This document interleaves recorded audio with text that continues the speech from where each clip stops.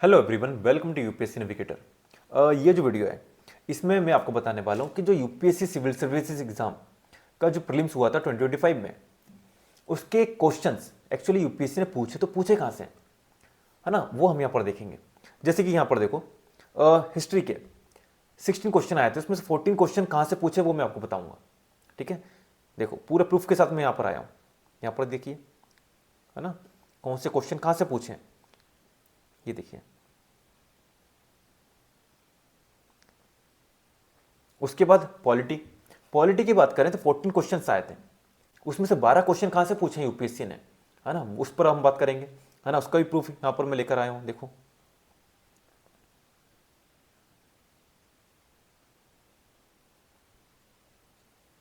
उसके बाद देखिए ज्योग्राफी ज्योग्राफी के 12 क्वेश्चन आए थे, उसमें से 10 क्वेश्चन कहाँ से आए, है ना, वो हम देखेंगे। जैसे देखो यहाँ पर ही प्रूफ के साथ मैं लेकर आया हूँ सब कुछ। उसके बाद देखिए इकोनॉमी की बात करें तो यहाँ पर 17 क्वेश्चन आए थे, उसमें से 5 क्वेश्चन का यहाँ पर मैं आपको सोर्स बताऊंगा, क्योंकि ये स्टैटिक क्वेश्चन है ना। इकोनॉमी क्या है, थोड़ा डायनेमिक पेपर होता है, तो उसका सोर्स यहाँ पर हम तो आइडेंटिफाई नहीं कर सकते, लेकिन जो स्टैटिक क्वेश्चन है इकोनॉमी के, उनका सोर्स हमको मिल गया है।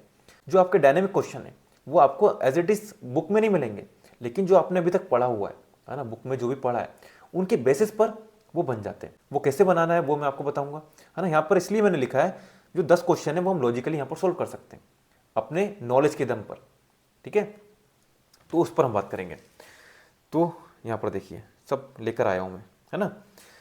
तो ये वीडियो काफ़ी इंपॉर्टेंट है यदि आप यूपीएससी सिविल सर्विसेज एग्जाम 2026 के लिए प्रिपरेशन कर रहे हैं, है ना। तो ये वीडियो आपके लिए काफ़ी इंपॉर्टेंट होने वाली है, इसलिए बने रहना लास्ट तक।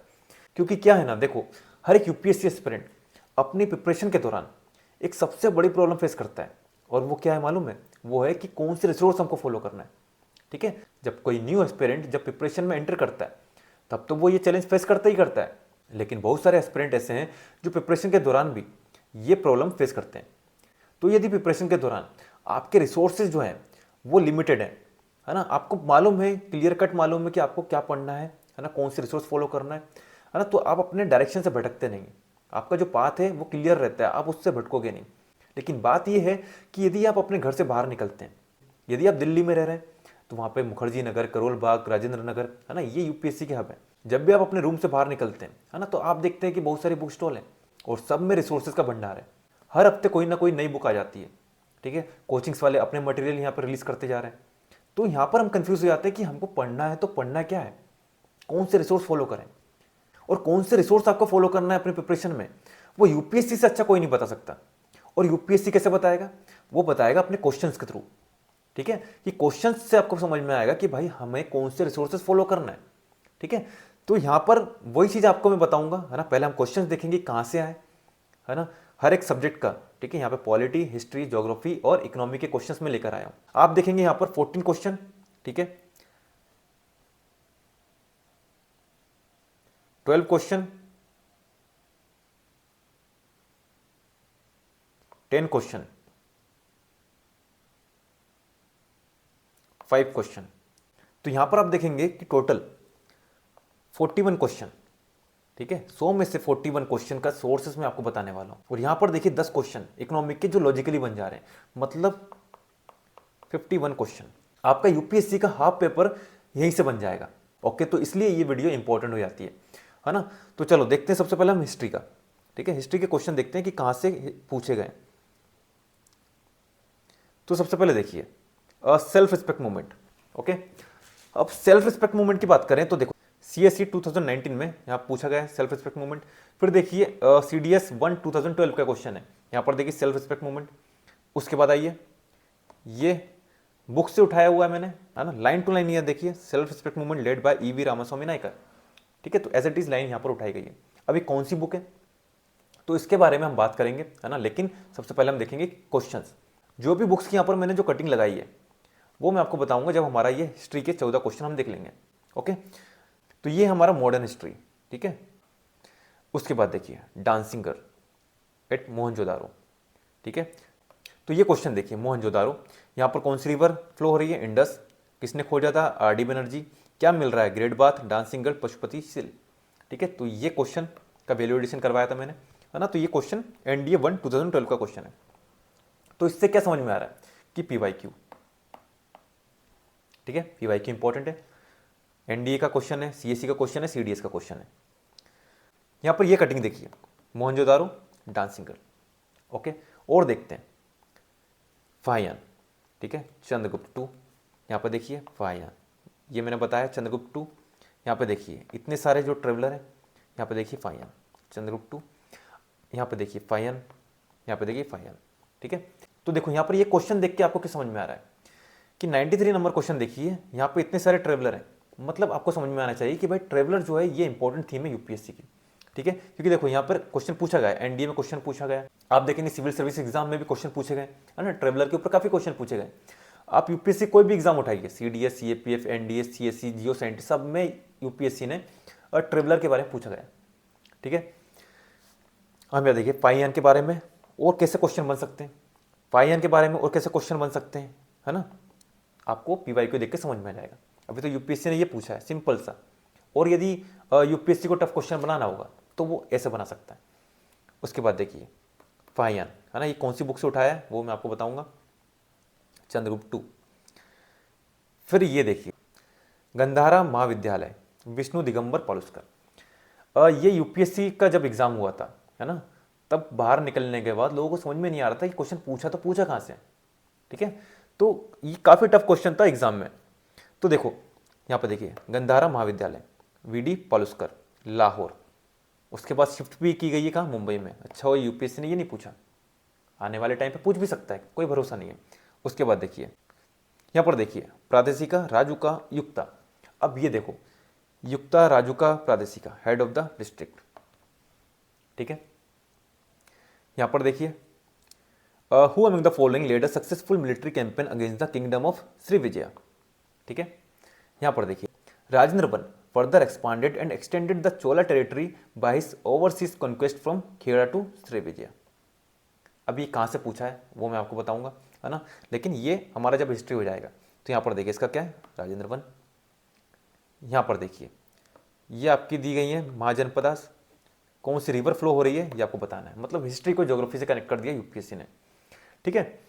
तो यहाँ पर देखिए ये मैप देखिए, बुक में एज इट इज दिया गया, और यहाँ पर देखिए हर एक महाजनपद के पास कौन सी रिवर फ्लो हो रही है वो आप इस इमेज से समझ सकते हैं, है ना। आपने ज्योग्राफी पढ़ी है तो आपको मालूम है कि कौन सी रिवर कहाँ पर है, ठीक है। तो ये मैप से आपको समझ में आएगा कि भाई ये महाजनपद ये रिवर के पास है। उसके बाद देखिए उसी बुक में 16 महाजनपद के नाम भी दिए गए, है ना। नेक्स्ट क्वेश्चन बन सकता है कि इनमें से कौन सा महाजनपद है, ठीक है। फिर देखिए नॉन कॉपरेशन मूवमेंट, इसके ऊपर क्वेश्चन आया था। Congress declared the attainment of swaraj by all legitimate and peaceful means to be its objective.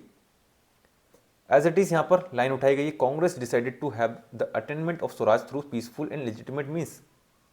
As it is यहाँ पर लाइन उठाई गई है, ठीक है। यहाँ पर देखिए नॉन कॉपरेशन मूवमेंट, तो यहाँ पर देखिए एनडीए 1 2012 का क्वेश्चन है, सीएपीएफ 2010 का क्वेश्चन है। अब इन क्वेश्चन के ऑप्शन से सीएससी 2025 में क्वेश्चन बना दिया गया। यहाँ पर देखिए boycott of foreign good, surrender of titles, boycott of foreign goods and surrender of titles, ठीक है। यहाँ पर देखिए दो ऑप्शन, ये सेम ऑप्शन है, मतलब option as it is repeat हो रहा है, ठीक है। यहाँ पर देखिए अग्रहट्टा, यहाँ पर देखिए सीएससी 2016 में क्वेश्चन आया था अग्रहट्टा। उसके बाद देखिए राजा राम मोहन रॉय के ऊपर क्वेश्चन था, एज इट इज लाइन यहाँ पर उठाई गई है, ठीक है।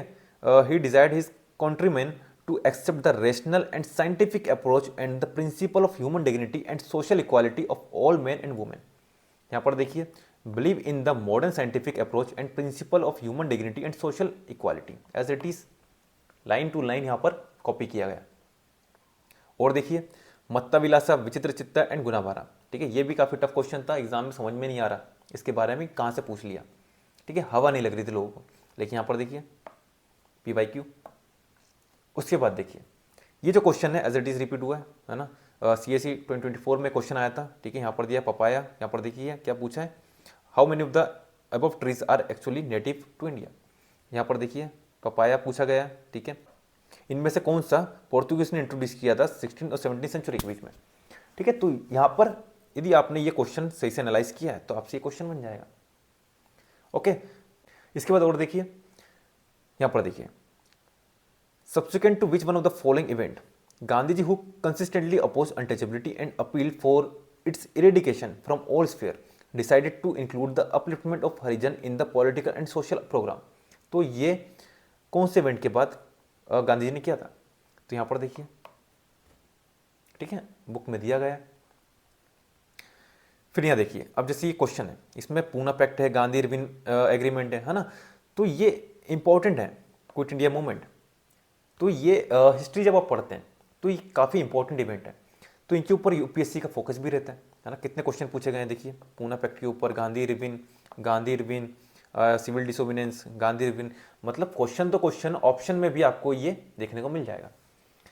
तो ये आप देख सकते हैं हिस्ट्री, ठीक है। तो देखो, हिस्ट्री के सोर्सेस में आपको बताता हूँ, आपने देख लिया 16 में से 14 क्वेश्चन के सोर्स।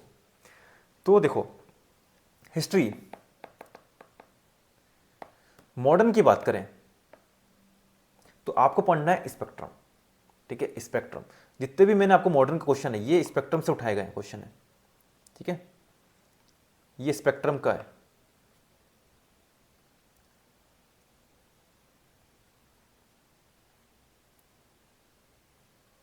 ये स्पेक्ट्रम का है, ठीक है, 3 यहां पर आपको दिखा दिए स्पेक्ट्रम के। अब बात करें ये, ठीक है, आर्ट एंड कल्चर। तो देखो, ये आपको मिल जाएगा, आपको जो 11th क्लास की फाइन आर्ट की एनसीईआरटी वहीं मिल जाएगा, नितिन सिंघानिया में मिल जाएगा, ठीक है। तो ये मैंने आपको नितिन सिंघानिया से उठा के दिया, तो वहाँ से आप पढ़ सकते हैं। मैं प्रीलिम्स के टाइम पर जो हमारी नितिन सिंघानिया है ना, उसको ही पढ़ता हूँ, तो वहाँ से आप देख सकते हैं। ये भी आप देख सकते हैं, ये भी आपकी नितिन सिंघानिया से उठाया गया है, ठीक है, ये भी आपका नितिन सिंघानिया का है। इसकी बात करें तो ये है आपका तमिलनाडु की जो बुक है ना। अब क्यों पढ़नी है वो मैं आपको बताऊंगा इसके बाद। ये भी आपका तमिलनाडु, ये भी आपका तमिलनाडु, ये भी आपका तमिलनाडु, ठीक है। बाकी पीवाईक्यू है ना। तो देखो, हिस्ट्री के लिए मैंने आपको बताया, यदि आप मॉडर्न हिस्ट्री पढ़ रहे हैं तो आपको क्या पढ़ना है, स्पेक्ट्रम। स्पेक्ट्रम पढ़ लिया, आपका काम हो गया, ठीक है। सेकंड चीज, यदि आपको एंशिएंट और मेडाइवल पढ़नी है, काफ़ी लोग बोलेंगे कि आपको न्यू एनसीईआरटी पढ़नी है ना, तो न्यू एनसीईआरटी पढ़नी है क्योंकि वहाँ से क्वेश्चन बनते हैं, है ना। साथ में न्यू एनसीईआरटी हो गई, साथ में आपको क्या करना है, जो तमिलनाडु की बुक है, ठीक है, एंशिएंट और मेडाइवल की 11th क्लास की बुक है, तो वो आपको पढ़ना है। मैं क्यों बोल रहा हूँ ये पढ़ने के लिए, क्योंकि देखो, जो एनसीईआरटी है ना, न्यू एनसीईआरटी, उसमें स्टोरी फॉर्म में सही से नहीं दिया गया। जो हमारी ओल्ड एनसीईआरटी थी, ठीक है, वो स्टोरी फॉर्म में थी, आपको समझ में आएगा कि क्या चल रहा है, ठीक है। एक स्टोरी फॉर्म में आपको समझ में आएगा कि भाई ये आए, इससे इसकी लड़ाई हुई, इसके बाद ये हुआ, तो एक पूरी स्टोरी फिल्म जैसा लगेगा आपको कि एक फिल्म देख रहे हैं। लेकिन वो मजा आपको न्यू एनसीईआरटी में नहीं आएगा, है ना। तो आपको या तो जो आपकी ओल्ड एनसीईआरटी है वो पढ़ लीजिए, या फिर तमिलनाडु, इनमें से कोई एक, ओल्ड या तमिलनाडु, ठीक है, इनमें से कोई एक पढ़ना है, दोनों नहीं पढ़ना है। न्यू एनसीईआरटी पढ़ना है और इन दोनों में से कोई एक पढ़ना है, ठीक है। तो आपका ये हो जाएगा, क्योंकि कभी आप देखना, जैसे क्रोनोलॉजी वाले क्वेश्चन आते हैं, ठीक है, जैसे अर्ली मिडेवल पीरियड की जो डायनेस्टी है ना, उनके क्वेश्चंस आते हैं, तो वो आपसे तभी बनेंगे जब आपको स्टोरी मालूम है ना, कि उसकी जो क्रोनोलॉजी, तब आपको समझ में आएगी, अच्छा इसके बाद ये आया था, ठीक है, इसका फाउंडर ये था, है ना। तो पूरी एक स्टोरी लगती है पढ़ने में, है ना, ऐसा लगेगा कि फिल्म देख रहे हैं आप। तो इन दोनों में से कोई एक आपको पढ़ना है, ठीक है, न्यू एनसीईआरटी तो पढ़ना है, साथ में इन दोनों में से कोई एक पढ़ना है। मॉडर्न के लिए आपका स्पेक्ट्रम हो गई, ठीक है। तो ये हो गया आपका, ये तो हो गई बुक्स जो आपको फॉलो करनी है हिस्ट्री के लिए। और इसके अलावा हमने यहाँ पर देखे पीवाईक्यूज, ठीक है। तो आपको सिर्फ सीएसई के पीवाईक्यूज नहीं करना, आपको जो सीएसई के अलावा CDS, CAPF, NDA, geo scientist, ठीक है, एपीएफओ, ये जो अदर एग्जाम होते हैं यूपीएससी के, इनके क्वेश्चंस लगाने, ठीक है। आपने देखा है कि यहाँ पर कैसे क्वेश्चन रिपीटेड हो रहे हैं, ठीक है। ये जो क्वेश्चन आप लगाएंगे, है ना, तो इससे आपको जो यूपीएससी के इंपॉर्टेंट थीम है, ठीक है, हर एक टॉपिक के कौन से पॉइंट से क्वेश्चन बनता है वो आपको पता चलना स्टार्ट हो जाएगा। तो इससे आपकी जो प्रिपरेशन है वो एक डायरेक्शन में चलेगी, आप भटकोगे नहीं, आपको मालूम रहेगा कि आपको क्या पढ़ना है, नहीं तो आप यहाँ पर सब कुछ पढ़ना स्टार्ट कर दोगे। ओके, तो देखो, आपको सिर्फ सीएससी के क्वेश्चंस नहीं लगाना, है ना, ये जो अदर एग्जाम में इनके क्वेश्चंस भी लगाना है।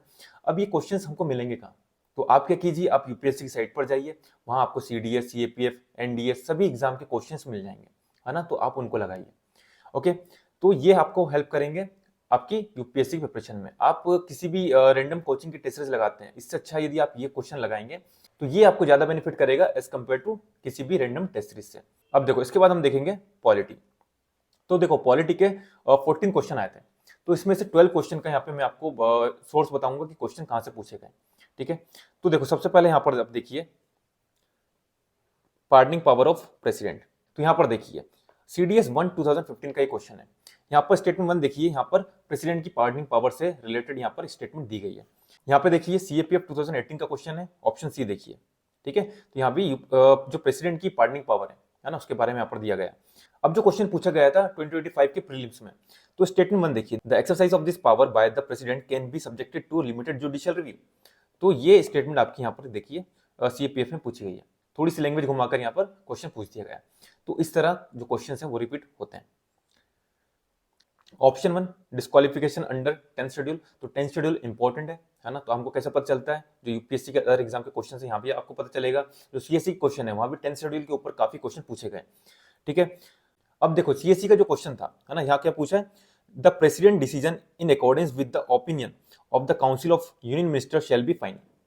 तो ये यहाँ पर चीज गलत है, प्रेसिडेंट का डिसीजन फाइनल नहीं होता है ना। ऑप्शन सी देखिए, cases of disputes are decided by the speaker और chairman of the house concern. Okay, तो ये स्टेटमेंट हमारी करेक्ट है। तो सेम पॉइंट पर यहाँ पर ऑप्शन फ्रेम किया गया है।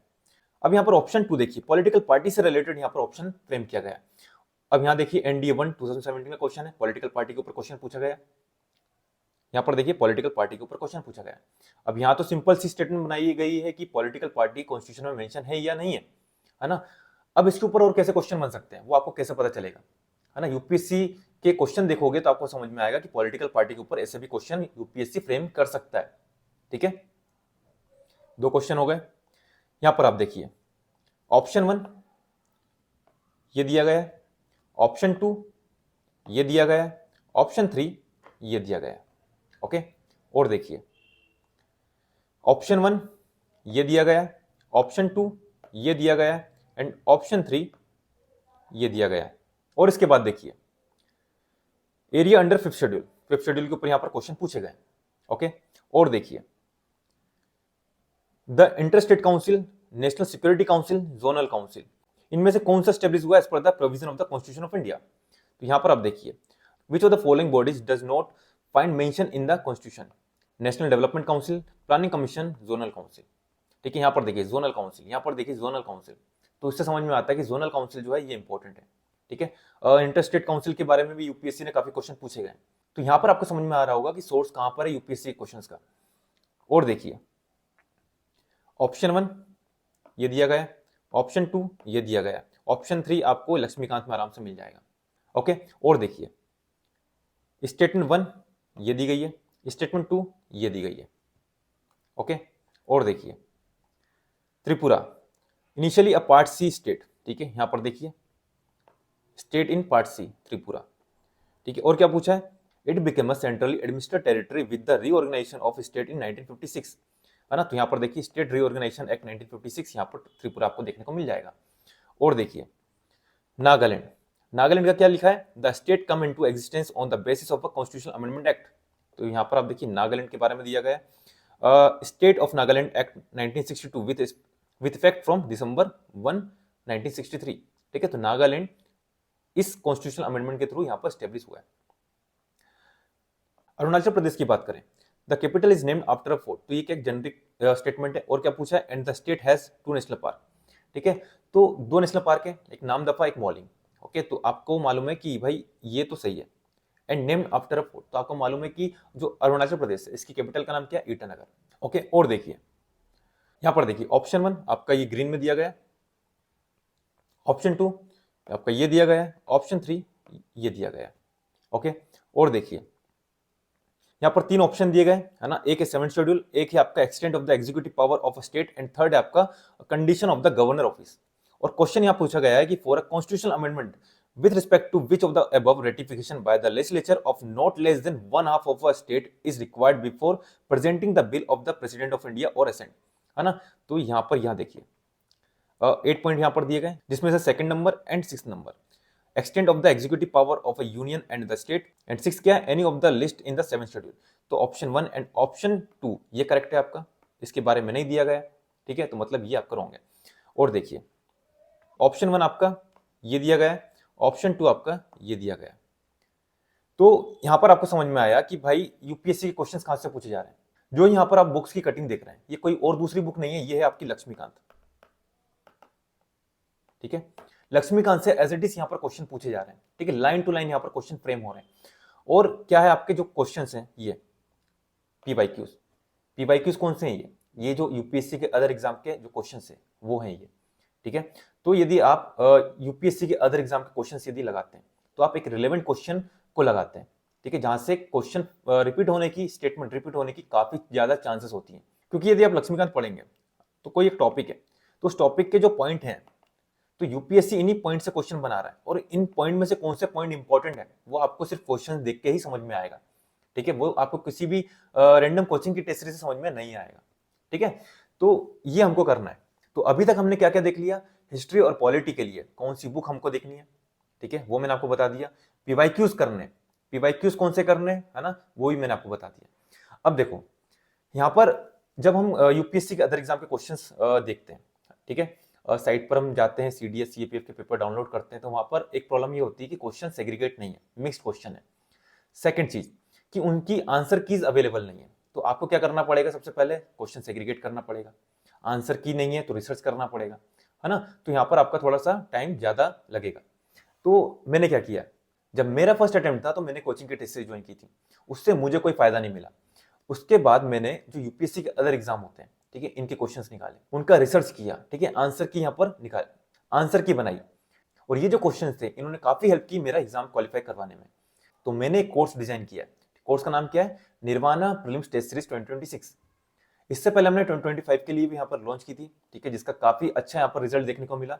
अभी जो टेस्ट सीरीज है, ठीक है, इसकी खास बात क्या है, ये कोई नॉर्मल क्वेश्चन नहीं है, इसमें CSC, CDS, CAPF, NDA, geo scientist, इन सब एग्जाम के क्वेश्चंस आपको देखने को मिलेंगे। यहाँ पर बकायदा हमने सेग्रीगेट किया, ठीक है, पॉलिटी के आपको 10 टेस्ट मिलेंगे सेक्शनल, उसके बाद history, geography, economy, science, tech, ठीक है, सबके आपको टेस्ट मिलेंगे यहाँ पर सेक्शनल। साथ में यहाँ पर एफएलटीज भी देखने को मिलेंगे। और एक और चीज, यहाँ पर जो टेस्ट सीरीज है ना, उसको हमने लेवल वाइज यहाँ पर बनाया। जैसे कि स्टार्टिंग में आपको एनडीए के क्वेश्चन मिलेंगे जो थोड़ा सा इजी है, उसके बाद सीएपीएफ, फिर सीडीएस, फिर उसके ऊपर सीएससी, ठीक है, और जो अदर एग्जाम के क्वेश्चन है ये आपको मिलेंगे किसमें, एफएलटीज में। तो यहाँ पर आपको सेक्शनल टेस्ट भी मिलेंगे, एफएलटीज भी मिलेंगे, ओके। और ये जो टेस्ट सीरीज है इसका रिजल्ट आप देख सकते हैं, 2025 में 3 स्टूडेंट का यहाँ पर क्वालिफाई हुआ, 30 स्टूडेंट थे टेस्ट सीरीज में, जिसमें से 3 लोगों का यहाँ पर क्वालिफाई हुआ। देखो प्रीलिम्स हो गया sir, pass, and yes sir clear. तो यहाँ पर 30 में से 3 लोगों का यदि क्वालिफाई हो रहा है तो आप रेशियो समझ सकते हैं कितना अच्छा है। और ये जो 3 स्टूडेंट हैं, इनके अलावा जो अदर स्टूडेंट थे, तो उनके मार्क्स में भी काफी यहाँ पर इंप्रूवमेंट देखने को मिला, है ना। जिनके 30-40 मार्क्स आ रहे थे, ठीक है, उन्होंने 90 मार्क्स तक भी यहाँ पर गेन किया। यहाँ पर आप उनके फीडबैक भी दे सकते हैं, ठीक है, ये फीडबैक्स मैंने लगाए, ठीक है। तो इनके फीडबैक्स आप देख सकते हैं, ये जो पीडीएफ है मैं टेलीग्राम पर डाल दूंगा तो आपको और समझ में आ जाएगा। तो ये टेस्ट सीरीज का फायदा है। और यहाँ पर हमने जो क्वेश्चंस उठाए वो 2009 से लेकर अभी तक के, ठीक है, सभी क्वेश्चंस आपको देखने को मिलेंगे। तो पिछले 15 सालों में यूपीएससी ने जितने भी क्वेश्चंस पूछे हैं, ठीक है, किसी भी सब्जेक्ट के, किसी भी टॉपिक के, है ना, वो आपको यहाँ पर आइडिया हो जाएगा। और किसी भी टॉपिक के किस पॉइंट से क्वेश्चन बनते हैं वो आपको समझ में आने लगेगा। और ये कोई ऐसे नॉर्मल क्वेश्चन नहीं है, ठीक है। आप देख सकते हैं कि ये क्वेश्चन कौन फ्रेम करता है, ये क्वेश्चन फ्रेम करते हैं प्रोफेसर, ठीक है। और आप किसी कोचिंग की टेस्ट सीरीज ज्वाइन करेंगे तो वहां पर जो एस्पिरेंट है, ठीक है, जिन्होंने इंटरव्यू दिया है या मेंस दिया हुआ है, वो लोग यहाँ पर टेस्ट सीरीज फ्रेम कर रहे हैं। तो एक प्रोफेसर के माइंडसेट में और एक जो एस्पिरेंट है उसके माइंडसेट में बहुत ज्यादा डिफरेंस रहता है, ठीक है। तो आप खुद सोचिए, आपको कोचिंग की टेस्ट सीरीज लगाकर जो एस्पिरेंट है उसका माइंडसेट समझना है, ठीक है, और कोचिंग का कलेक्टर बनना है, या फिर आपको उन प्रोफेसर्स का माइंडसेट समझना है जो ये क्वेश्चन फ्रेम कर रहे हैं यूपीएससी के लिए, और यूपीएससी निकाल कर देश का आईएएस बनना है ना। तो ये आपको डिसाइड करना है। क्योंकि जो मेरा एक्सपीरियंस है, कोचिंग की टेस्ट सीरीज से ज्यादा कुछ फायदा मिलने नहीं वाला। और यदि आप वो लगाते तो आप वो डिमोटिवेट हो जाएंगे, क्योंकि टेस्ट सीरीज को टफ बनाने के लिए ऐसे क्वेश्चन पूछे जाते हैं जिनका कोई रिलेवेंस ही नहीं है। और फिर हम क्या करते हैं, हम उन क्वेश्चन के पीछे भागते हैं, हम जो बेफालतू का जो डेटा है वो अपने दिमाग में भरना स्टार्ट कर देते हैं। और ये टाइम टेबल हमारा 1 अगस्त से स्टार्ट हुआ है ना। टेस्ट अपलोडेड है, आप उनको डाउनलोड कीजिए और उनको लगाइए। इसमें एक चीज हमने क्या की है, कि जो टेस्ट है हमारे, इसके साथ साथ हमने आपको वैल्यू एडेड लेक्चर दी है, ठीक है। आपको यहाँ पीडीएफ नहीं पढ़नी, जो मैं आपको क्वेश्चन में बता रहा हूँ आपको सिर्फ वो नोट डाउन करना है, हर एक क्वेश्चन में क्या इंपॉर्टेंट है और कितना हम इसके आगे देख सकते हैं, ठीक है। यूपीएससी और कैसे क्वेश्चन पूछ सकता है वो हमने वहाँ पर वैल्यू एडेड किया है। और यहाँ पर मैंने आपको क्वेश्चन सॉल्व करने का जो अप्रोच है वो भी वहाँ पर सिखाया है, तो वो भी आपको वहाँ पर सीखने को मिलेगा। तो ये हमारी निर्वाणा प्रीलिम्स टेस्ट सीरीज 2026 के लिए 2025 का जो रिजल्ट है, फीडबैक है, वो आपने देख लिया। ये जो पीडीएफ है मैं टेलीग्राम पर डाल दूंगा, आप वहाँ से भी इसको देख सकते हैं, ठीक है। और यदि आप ये ज्वाइन करना चाहते हैं तो जो मेरा नंबर है आप इसमें व्हाट्सएप कर सकते हैं 9424572242, ठीक है। ये मेरा व्हाट्सएप नंबर है, इस पर आप मुझे मैसेज कीजिए, तो मैं आपको बाकी की जो डिटेल है वो मैं आपको फॉरवर्ड कर दूँगा। अब देखते हैं हम ज्योग्राफी, ठीक है। ज्योग्राफी के देख सकते हैं आप कि 12 में से 10 क्वेश्चन का सोर्स मैं आपको बताने वाला हूं कि ये क्वेश्चन पूछे तो पूछे कहां से। ओके, तो चलो देखते हैं। सबसे पहला क्वेश्चन आप देखिए, in January in the northern hemisphere the isotherms bend equatorwards while crossing the landmass and polewards while crossing the ocean, ठीक है। सेकंड स्टेटमेंट क्या है, in January the air over the oceans is warmer than that over the landmass in the northern hemisphere. Okay, तो ये question है, ठीक है। और ये क्वेश्चन आइसोथर्म्स के ऊपर पूछा गया। अब आप देख सकते हैं 2024 का जो प्री हुआ था उसमें भी आइसोथर्म्स के ऊपर यहां पर स्टेटमेंट दी गई है। ओके, और यहां पर देखिए जो बुक्स का मैंने आपको कटिंग यहां पर लगाया हुआ है, इसमें भी ये दिया गया है, the deviate from this general trend is more pronounced in January than in July specially in the northern hemisphere, है ना। उसका ये सब कुछ दिया गया है क्यों होता है। तो बुक्स में आप देख सकते हैं कि एज इट इज यहां पर लाइन उठाई गई है। और देखिए second question, the amount of dust particle in the atmosphere is more in subtropical and temperate area than in equatorial and polar region. Second statement क्या है, subtropical and temperate area have less dry wind. Okay, ये आप देख सकते हैं। इसके बाद देखिए सीएपीएफ में एक क्वेश्चन पूछा गया, the amount of dust particle is less in subtropical and temperate area than in equatorial area. Second क्या है, the atmosphere is dry and windy in the subtropical and temperate area. Okay, तो ये question आप देख सकते हैं as it is पूछा गया। डस्ट पार्टिकल के ऊपर यहाँ पर दिया गया बुक में, लाइन टू लाइन यहाँ पर उठाया गया है, the higher concentration of dust particle is found in subtropical and temperate region due to dry winds in comparison to equatorial and polar region. Okay, अब देखिए ये जो क्वेश्चन है ना, इसके बारे में ये दिया गया, आप पढ़ सकते हैं। और देखिए स्टेटमेंट 1 आपकी ये दी गई है, स्टेटमेंट 2 आपकी यहाँ पर ये दी गई है, स्टेटमेंट 3 आपकी यहाँ पर ये दी गई है। As it is line to line यहाँ पर उठाया गया है। ओके, और देखिए ऑप्शन 2 आप देखिए ये यहां से उठाया गया है, ऑप्शन 3 आपका ये यहां से उठाया गया है। ओके, और देखिए इसकी स्टेटमेंट 3 देखिए ये यहां से उठाई गई है। और देखिए ये जो क्वेश्चन है क्वेश्चन नंबर 77, ये आप देख सकते हैं बुक में एज इट इज दिया गया है। जब आप ग्रीनविच टाइम पढ़ते हैं, ठीक है, और आप जो इंटरनेशनल डेट लाइन है वो पढ़ते हैं, तो ये आप देख सकते हैं यहां से पूछा गया है, एज इट इज क्वेश्चन उठाया गया है इस बुक से। ये कौन सी बुक है इसके बारे में आपको बताऊंगा, ये क्वेश्चन पूरे हो जाएं पहले। यहाँ पर देखिए ये जो आप देखते हैं टाइम जोन के ऊपर ये क्वेश्चन आया था, तो टाइम जोन के ऊपर पीवाईक्यू पूछा गया CDS 1 2021 में। ओके, और देखिए एंडीज माउंटेन के ऊपर, ये एंडीज माउंटेन के ऊपर यहाँ पर क्वेश्चन है, ठीक है, CAPF 2021 में यहाँ पर मैंने आपको वैल्यूएशन करवाया हुआ है।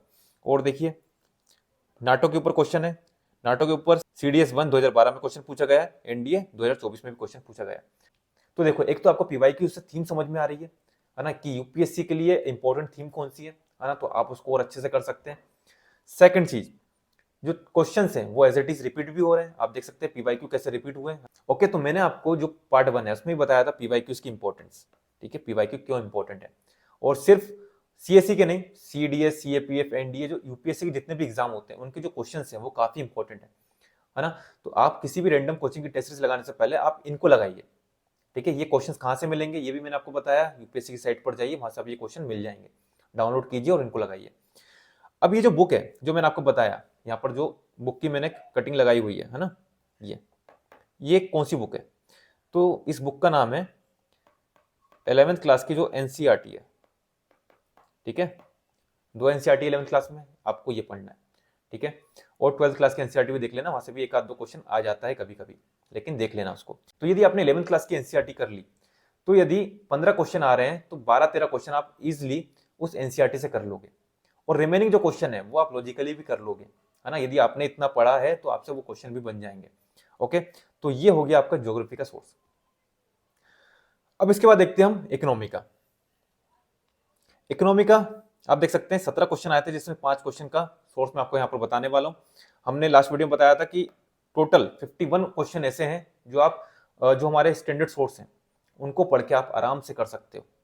ठीक है, तो फर्स्ट क्वेश्चन आप देखिए, statement 1, capital receipts create a liability और cause a reduction in the assets of the government. Option 2 देखिए, borrowing in disinvestment are capital receipts. And option 3, interest received on loan create a liability of the government. तो यहां पर आप देख सकते हैं capital, borrowing in disinvestment और interest. ठीक है, अब यहाँ पर देखिए कैपिटल रिसीट्स के ऊपर ये क्वेश्चन पूछा गया सीएपीएफ 2024 में। यहाँ पर डिसइन्वेस्टमेंट के बारे में दिया है, इंटरेस्ट के बारे में दिया हुआ है ना। यहाँ पर आप देखिए रेवेन्यू रिसीट्स के बारे में पूछा गया है, यहाँ पर डिसइन्वेस्टमेंट के बारे में, इंटरेस्ट रिसीट के बारे में पूछा गया है।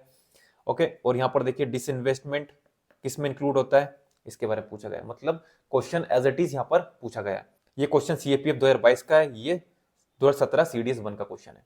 और देखिए रेवेन्यू, फिस्कल, प्राइमरी, ये थोड़ा सा मैथमेटिकल टाइप का यहाँ पर क्वेश्चन पूछा पहली बार यूपीएससी ने। ओके, तो देखो यदि आपको ये सॉल्व करना है ना, तो आपको थोड़ा फॉर्मूला पता होना चाहिए, है ना। तो ये क्वेश्चन यहाँ पर पूछा है सीडीएस 2 2017 में। और बाकी आप देखिए ये भी क्वेश्चन जो है आपका बन जाएगा इसी फॉर्मूला को यूज करते हुए, ये भी बन जाएगा। और यहाँ भी आप देख सकते हैं सीएपीएफ 2013 में क्वेश्चन आया हुआ था, है ना। 2013 सीडीएस 1 में क्वेश्चन है, सीडीएस 1 2021 में क्वेश्चन है ना। फिस्कल डेफिसिट क्या है उसके बारे में पूछा गया। मतलब ये जो थीम है आपको क्वेश्चन देखकर समझ में आएगा कि इंपॉर्टेंट थीम है, और इन क्वेश्चंस की यदि आप प्रैक्टिस करोगे तो ये क्वेश्चन काफी इजी है ना, आपसे आराम से बन जाएंगे। उसके बाद देखिए फोर्थ क्वेश्चन आपका, है ना, ये किसके ऊपर पूछा है, 15 फाइनेंस कमीशन। ओके, यहाँ पर देखिए 15 फाइनेंस कमीशन के ऊपर क्वेश्चन पूछा है, 13 फाइनेंस कमीशन के ऊपर क्वेश्चन पूछा है। मतलब फाइनेंस कमीशन इंपॉर्टेंट थीम है, आपको पढ़ना है ना। अब यदि 16 फाइनेंस कमीशन आएगा तो उसके ऊपर भी क्वेश्चन पूछेगा यूपीएससी। ठीक है, और आप देख सकते हैं फाइनेंस कमीशन, है ना, 15 फाइनेंस कमीशन के ऊपर हमारा जो मेंस एग्जाम है उसमें भी क्वेश्चन पूछे गए। ओके, अब यहाँ पर ये गलत क्यों है, क्योंकि 45 नहीं है, 41% है। ओके, तो यहाँ यदि आपको सेकंड स्टेटमेंट मालूम है तो आपका सीधे आंसर आ जाएगा, कुछ नहीं करना आपको। ये क्या क्या लिखा है हमको नहीं पढ़ना, यदि आपको सेकंड स्टेटमेंट पता है, और ये हम पढ़ते आ रहे हैं हमेशा, हर बुक में आपको मिल जाएगा। इसके बाद देखिए 3 क्वेश्चन हो गए, ये फोर्थ क्वेश्चन है हमारा। ठीक है, इसमें क्या पूछा है, 15 फाइनेंस कमीशन के ऊपर क्वेश्चन पूछा है। यहाँ पर आप देख सकते हैं 15 finance commission, 13 finance commission. Okay, अब देखो फाइनेंस कमीशन जो है ये काफी इंपॉर्टेंट थीम है यूपीएससी की, है ना। 15 फाइनेंस कमीशन रिपीट भी हुआ सीएससी 2023 में। ठीक है, जो मेंस का एग्जाम है उसमें भी 15 फाइनेंस कमीशन के ऊपर क्वेश्चन पूछे गए, 13 फाइनेंस कमीशन भी यहाँ पर पूछा गया। अब यदि 16 फाइनेंस कमीशन आएगा तो उसके ऊपर भी यूपीएससी क्वेश्चन पूछेगा। ओके, तो हमको वो भी रेडी करना है। अब ये क्वेश्चन कितना यहाँ पर आपको देखने में लग रहा है कि कितना टफ है, क्या क्या पूछ लिया, लेकिन यदि आपको इतना मालूम है कि भाई 45% नहीं है, ये 41% है, ठीक है, तो आपसे ये क्वेश्चन इजीली बन जाएगा। सिर्फ आपने एक ही स्टेटमेंट काटनी है और आपका आंसर आ गया। ठीक है, अब जो देखो यहाँ पर मैंने आपको बताया था 5 क्वेश्चन तो आए हैं जो हमारे स्टैंडर्ड सोर्स हैं। 10 क्वेश्चन ऐसे हैं जो आपको डायरेक्ट तो बुक में नहीं मिलेंगे, है ना। ये जो 5 क्वेश्चन मैंने आपको बताया ये आपको बुक में मिल जाएंगे। रेवेन्यू डेफिसिट क्या है, कैपिटल रिसीट्स क्या है, ये सब आपको मिल जाएगा आराम से बुक में। आप कोई से भी मटेरियल पढ़ रहे हैं वहां पर मिल जाएगा। लेकिन यहाँ पर जो 10 क्वेश्चन मैं आपको बता रहा हूँ इनको आप लॉजिकली सॉल्व कर सकते हो, लेकिन लॉजिकली सॉल्व करने के लिए आपको नॉलेज चाहिए। और जितना भी आप पढ़ते हैं किसी भी स्टैंडर्ड सोर्स से, ठीक है, आपके पास इतना नॉलेज रहेगा कि आप बाकी जो क्वेश्चन है आप इजीली कर सकते हो, है ना। तो इन क्वेश्चन को हमें लॉजिकली कैसे सॉल्व करना वो मैं आपको बताता हूँ। यहाँ पर ये आप क्वेश्चन देख रहे हैं, है ना, क्वेश्चन नंबर 4। ये क्वेश्चन मैंने आपको बताया है जो यूट्यूब पे शॉर्ट्स होते हैं, है ना, वहां पर आप जाके देख सकते हैं कि ये क्वेश्चन में हमको किस तरह सोचना है ना। इस क्वेश्चन को भी बताया था मैंने, ये देख सकते हैं। ये जो क्वेश्चन है इसको भी बताया है कि हम कैसे इसको हम स्मार्ट तरीके से, है ना, लॉजिकली कैसे सॉल्व कर सकते हैं, है ना। अब इन क्वेश्चन को यदि मैं यहाँ पर बताने जाऊंगा तो इस जो वीडियो है काफी लंबी हो जाएगी, तो आप ये शॉर्ट जाके देखिए, है ना, तो आपको एक आइडिया होगा कि हमको किस तरह लॉजिक लगाना रहता है ना। और देखिए ये जो क्वेश्चन है ना, ये पीएम सूर्य घर मुफ्त बिजली योजना, ये यहाँ से पूछा है। ओके, अब देखो अब जो रिमेनिंग क्वेश्चन है ना, जिसमें से 3 क्वेश्चन तो लॉजिकली कैसे सॉल्व करना है इसके बारे में मैंने बता दिया था। अब जो यहाँ पर जिनके बारे में मैंने वीडियो नहीं बनाई है तो उनको मैं बता देता हूँ कि आप कैसे सॉल्व कर सकते हैं। यहाँ पर आप देखिए option 2, it work single handedly to help developing country to reduce poverty. Single handedly, तो ये क्या है, ज्यादा ओवर इंफेसाइज कर रहा है किसी भी चीज पर, है ना, तो ये स्टेटमेंट रॉन्ग होती है। ये मैंने हमारे जो पैटर्न वाली वीडियो है ना, 75 प्लस पैटर्न जो मैंने आपको बताया है वीडियोस में, उसमें भी चीज बताइए कि यूपीएससी किसी भी चीज को यदि ज्यादा ओवर एम्फेसाइज करता है तो वो रॉन्ग होती है। तो यहाँ पर क्या है, ओवर एम्फेसाइज कर रहा है सिंगल हैंडेडली, ओके, तो इसलिए ये गलत हो जाती है ना। तो हमारा यदि ऑप्शन 2 रॉन्ग होता है तो ये गया, ये गया, ये गया, 1 3 आपका यहाँ पर करेक्ट आंसर आ गया। ओके, और देखिए यहाँ पर ये सर्कुलर इकोनॉमी के ऊपर क्वेश्चन है, काफी यहाँ पर इजी स्टेटमेंट है ना, ये आपसे इजीली बन सकता है, इसमें कुछ ज्यादा दिमाग लगाना नहीं है, जेनरिक स्टेटमेंट है सारी की सारी। ये जो क्वेश्चन है, आप बॉन्ड होल्डर्स और जो स्टॉक होल्डर होते हैं, यदि कंपनी रिपेमेंट करती है तो किसको करेगी, इसके बारे में आपको पता है ना। तो ये आपका जो नॉलेज है ना, आपने जो बुक में पढ़ा है उससे आप इजीली इस क्वेश्चन को टैकल कर सकते हैं। ये भी इजी क्वेश्चन है, आप अपने नॉलेज के बेस पर, ठीक है, थोड़ा सा लॉजिक लगाकर इस क्वेश्चन को इजीली सॉल्व कर सकते हैं। अब यहां देखिए, there is no regulatory body either to warn the small investor about the risk of option trading or to act or unregistered financial advisor in the regard. There is no regulatory, तो सेबी क्या है, okay, तो option 3 यदि आपका wrong होता है तो ये गया, ये गया, ये गया, आपका आंसर आ गया। और देखिए, India is a resource rich country in all the 30 critical mineral that it has identified, ठीक है, तो जो भी क्रिटिकल मिनरल आइडेंटिफाई किए उसमें जो हमारा इंडिया है वो रिसोर्स रिच है, ठीक है, रिसोर्स रिच। रिसोर्स होना एक बात अलग होती है और रिसोर्स रिच होना एक अलग बात होती है। रिसोर्स हैं, आइडेंटिफाई किए हैं 30 क्रिटिकल मिनरल्स, लेकिन सब में हम रिसोर्स रिच हैं ये पॉसिबल नहीं, ठीक है। तो ये क्या है, ज्यादा एग्जेजरेट किया गया, तो ज्यादा एग्जेजरेट किया जा रहा है तो ये स्टेटमेंट हमारी रॉन्ग हो जाती है। तो यदि आपका सेकंड स्टेटमेंट रॉन्ग होता है तो ये भी गया, ये गया, ये गया, आंसर आ गया, ठीक है। और देखिए, आरटीजीएस और एनईएफटी के ऊपर क्वेश्चन पूछा गया है ना। यहां पर देखिए दिस बट नॉट दिस वाला यदि आप ये पैटर्न यूज करेंगे तो आपकी ऑप्शन 2 ऑप्शन 3 रॉन्ग हो जाएगा, आपका आंसर आ जाएगा, ओके। और देखिए, which of the following are the sources of income for the Reserve Bank of India. तो यदि इनकम हो रही है रिजर्व बैंक ऑफ इंडिया को तो कुछ तो बाय सेल हो रहा होगा, ठीक है। तो उस बेसिस पे यदि हम देखें तो option 1 buying and selling government bonds, ठीक है, तो ऑप्शन 1 आपका करेक्ट है। Buying and selling foreign currency, तो ये भी सही है। पेंशन फंड, इसमें कुछ बाइंग सेलिंग हो रही है, नहीं हो रही है, गलत हो गया। थर्ड यदि ऑप्शन रॉन्ग होता तो ये गया, ये गया, ठीक है, 1 2 करेक्ट है ना। अब देखना, देखो फोर्थ भी आपका यहाँ पर चले गया है ना, क्योंकि ऑप्शन में है ही नहीं। एंड ऑप्शन 5 की बात करें, printing and distributing currency notes, तो आपने एक कंसेप्ट पढ़ा होगा इकोनॉमी में, सिग्नरेज, ठीक है। तो इसके बारे में यदि आपने पढ़ा तो ये आपका बन जाएगा फिफ्थ, तो आपका करेक्ट आंसर आएगा ऑप्शन डी, ओके। तो सारे क्वेश्चन आप लगा सकते हो लॉजिकली, और लॉजिक के लिए आपके पास होना चाहिए नॉलेज। यदि नॉलेज है तो आप लॉजिकली आराम से इसको क्वेश्चन को सोल्व कर सकते हैं, ठीक है। कुछ क्वेश्चन में आपके पैटर्न यूज होते हैं तो वो पैटर्न यूज करके भी आप सोल्व कर सकते हैं, है ना। तो 10 क्वेश्चन मैंने आपको बताया जो ऐसे हैं कि आपको डायरेक्ट तो बुक में नहीं मिलेंगे, लेकिन जो आपने कंसेप्ट पढ़ा है उनके बेसिस पर आपसे वो क्वेश्चन हो जाएंगे, ठीक है। क्योंकि जो इकोनॉमी है यहाँ पर फैक्चुअल क्वेश्चन नहीं आते, यहाँ कंसेप्चुअल क्वेश्चन आते हैं, डायनेमिक क्वेश्चन आते हैं। तो वो क्वेश्चन आपको डायरेक्ट नहीं मिलेंगे बुक में, लेकिन जो भी आपने पढ़ा है ना, उनसे आप उन क्वेश्चन को आराम से सॉल्व कर सकते हैं, ओके। तो ये जो क्वेश्चन है इनको आप जाके देखिए वीडियोस में, मैंने वहां पर बताया हुआ है कि इन क्वेश्चन को कैसे सॉल्व करना लॉजिकली, ओके।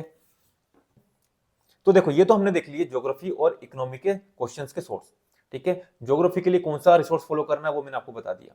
अब इकोनॉमी के लिए क्या करना है ना, तो वो भी मैं आपको बता दूं। तो इकोनॉमी के लिए आप पढ़ सकते हैं, आपको जो स्टैंडर्ड सोर्स फॉलो करना है ना, तो वो या तो आप फॉलो कर सकते हैं रमेश सिंह या फिर नितिन सिंघानिया, ये स्टैंडर्ड बुक है ना, इनको आप फॉलो कर सकते हैं। यदि कोचिंग का मटेरियल की बात करूं तो जो श्री राम आईएएस के नोट्स है ना, वो आप देख सकते हैं, या फिर जो मुरनाल सर के नोट्स हैं वो आप देख सकते हैं। तो ये कुछ 3-4 सोर्स बताया है, इनमें से कोई एक सोर्स आप फॉलो कीजिए, है ना। सभी पढ़ने की जरूरत नहीं है, कोई एक आप पकड़ लीजिए, सिर्फ उसको पढ़िए, आपका काम हो जाएगा। तो ये हो गया आपका स्टैंडर्ड सोर्स। करंट अफेयर की बात करें तो करंट अफेयर के लिए आप देख सकते हैं, यहाँ पर पूछा गया है ना, सीधे सीधे स्कीम यहाँ पर पूछी गई है। तो इस करंट अफेयर के लिए आप पीटी 365 सिर्फ इस पर रिलाय रहिए, है ना। पीटी 365 यदि आपने कर ली तो आपके करंट अफेयर के क्वेश्चन मैक्सिमम हो जाएंगे, है ना। कुछ क्वेश्चन आपके लॉजिकली बन जाते हैं, ठीक है, और वो लॉजिक के लिए आपके पास नॉलेज होना जरूरी है, इसलिए करंट अफेयर के लिए आपको कुछ तो पढ़ना पड़ेगा, ठीक है। बिना करंट अफेयर पढ़े आप नहीं जा सकते, कुछ तो पढ़ना पड़ेगा। तो 365 पढ़ लीजिए तो आपके पास एक ओवरव्यू हो जाएगा हर एक चीज का, तो आप लॉजिकली क्वेश्चन को इजिली सॉल्व कर सकते हैं।